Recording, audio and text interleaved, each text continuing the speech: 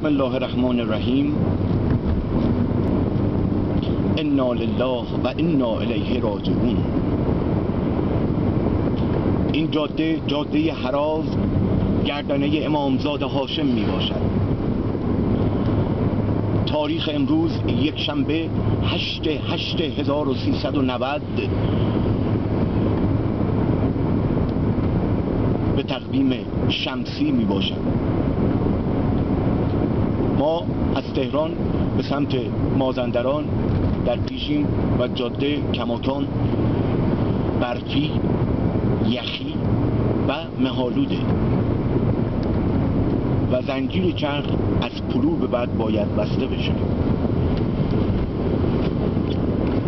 جاده در حال یخ بستن.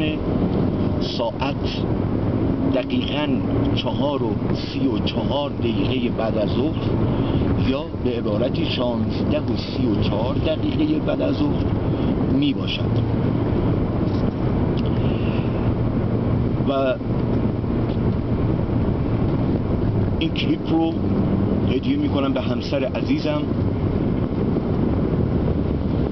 و به او می گویم که این است